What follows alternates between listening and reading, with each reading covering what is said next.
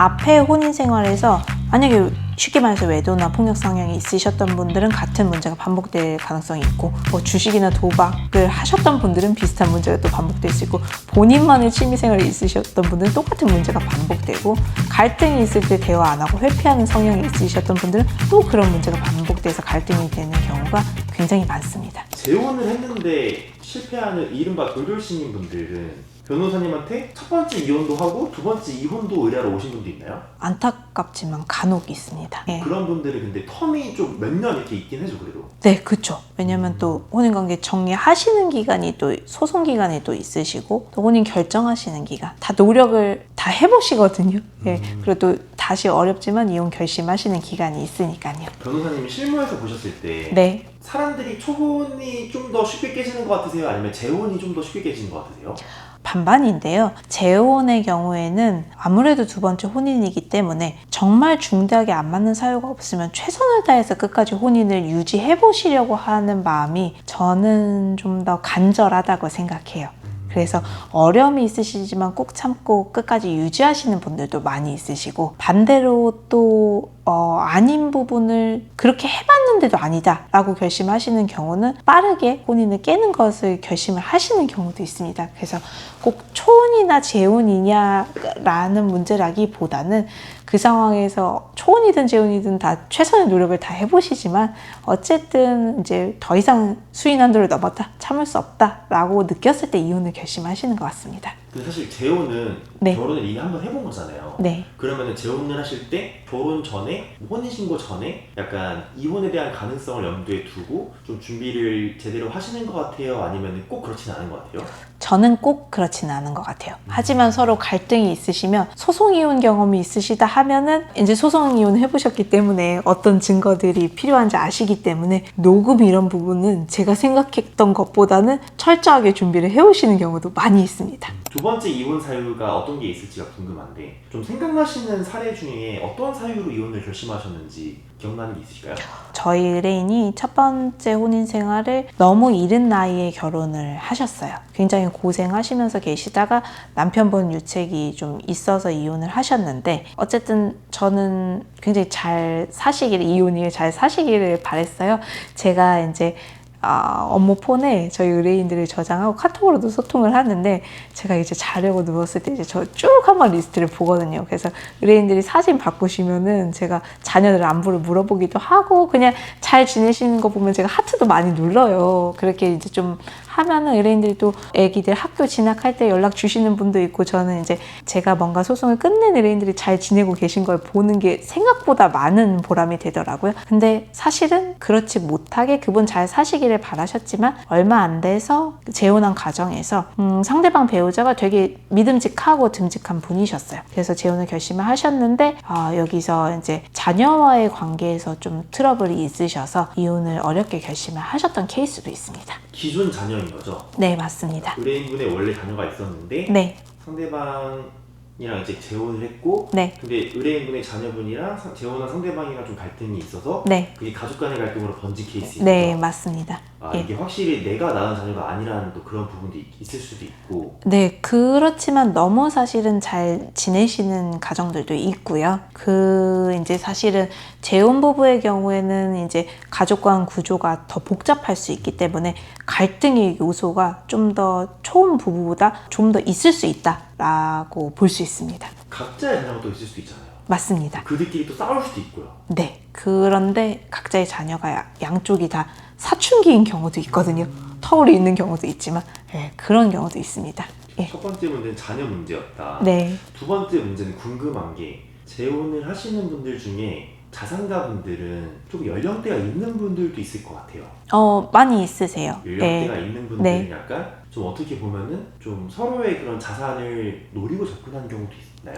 네, 한쪽에서 경제적인 거를 많이 생각하시고 재혼을 결심하시게 되는 경우, 그런 부분에 뭐 또 연령이 드실수록 어떤 수입이 없으신 일방 당사자 있으실 수 있거든요. 그래서 그런 수입에 대한 거며 경제력, 생활력에 대한 거를 중요하게 고려하시는 경우도 많이 있습니다. 그런 경우에 사실 딱 어떻게 보면 5년 버티고 이혼을 하는 경우가 생길 수도 있겠네요. 일단은 그 무조건 재산 분할을 받기 위해서 재혼을 하시는 케이스는 없는 것 같아요. 근데 만약에 재혼을 했는데 어떤 그런 경제적인 부분을 하나의 중요한 요소를 고려를 하셨는데 재혼을 하셨다라고 하면은 이제 어떤 도저히 참을 수 없는 폭력이 있었다거나 외도가 있었다라고 하면 재산 분할을 생각하시고 어느 정도 혼인 연차를 채우시는 분들도 계시죠. 또 궁금한 부분은 한 번만 바람을 피는 사람 없다고 하잖아요. 그런 거나 조금 본인의 약간 유책 성향이 있었던 분들이 재혼을 하면은 그게 또 이어지는지도 궁금해요. 상당 부분 많이 이어지는 경우가 있습니다.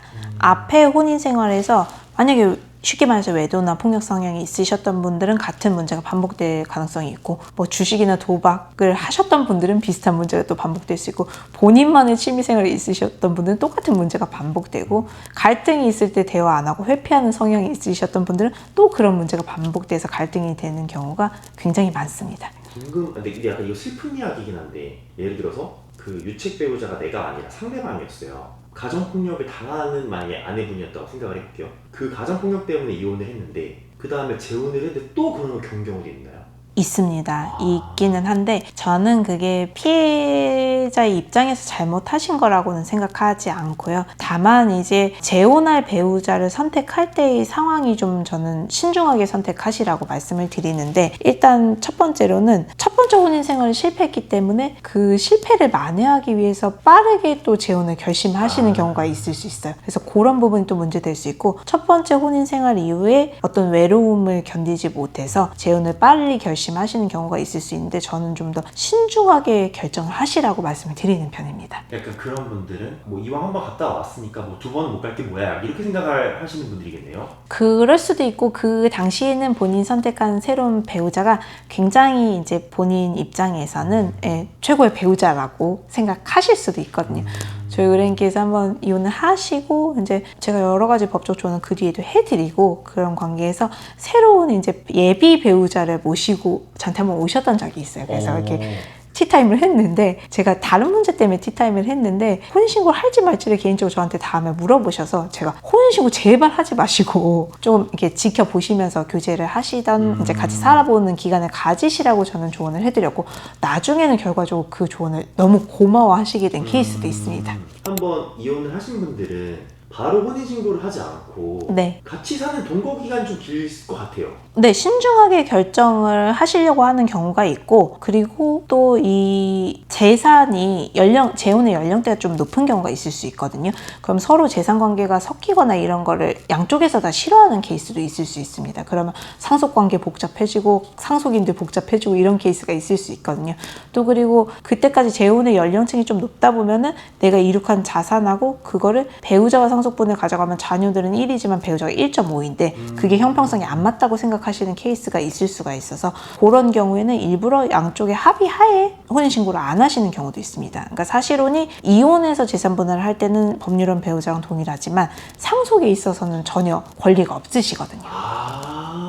사실혼 관계가 되었을 때 다시 이혼을 한다고 했을 때 재산분할 들어가는데 동일해요. 예. 근데 만약에 예를 들어서 남편이 자산가예요. 근데 네. 혼인신고를 안 했는데 남편이 돌아가시면은 재산분할 상대에게 재산에 대한 상속은 없습니다. 근데 만약에 혼인신고를 했으면 그게 굉장히 큰 비중인 네, 거고요. 맞습니다. 근데 그러면 만약에 혼인신고를 한 지 얼마 안 된 상태에서 돌아가셔도 네. 큰 권리가 일단 있나요? 법적 상속분은 1.5이신데 자녀들보다 0.5가 가산됩니다. 근데 그 기여도를 이제 자녀들이 상속재산 분할 심판 청구를 통해서 다툴 수 있죠. 그러면 조금 연령대가 있는 자산가분들은 재혼을 만약에 한다고 해도 혼인신고는 조금 많이 심사숙고로 하는 게 좋겠네요. 네. 그런 좀 신중하게 결정하시는 편입니다. 근데 또 고려하셔야 되는 게, 그렇게 두 분이 계시다가 사실혼 배우자인데 어떤 한 분이 굉장히 건강이 안 좋아지시는 경우가 있어요. 근데 사실혼 배우자가 부양하려면 응급실에 수술 동의서 쓰고 하려면 사실혼 배우자 증명하는 게 쉽지 않습니다. 그러면 그걸 다 병수발 하시고 싶어도 못하게 되는 케이스가 될 수 있어요. 그래서 또 그런 니즈 때문에 혼인신고를 하시면서 자녀들과의 형평성을 맞추기 위해서 유언공증을 하시는 케이스도 있습니다. 그러면 예. 이분이 이제 예. 교화를 해야 되니까 네. 신고를 하되 네. 유언 공증으로 이제 이분에 대한 교통정리. 상속은 얼마가 들어간다 이걸 정리를 해놓고 네, 맞습니다. 재혼은 실패하면 안 되잖아요. 그러니까 네. 물론 당연히 결혼도 실패하면 안 되지만 네. 이혼으로 한번 상처를 받았다면은 재혼으로 또 다른 상처를 받으면 안 되잖아요. 그렇죠. 그러면 재혼을 앞둔 분들에게 좀 이런 부분은 미리 체크를 하면 좋을 것 같다 하는 게 있으면은 좀 생각나는 게 혹시 있으실까요?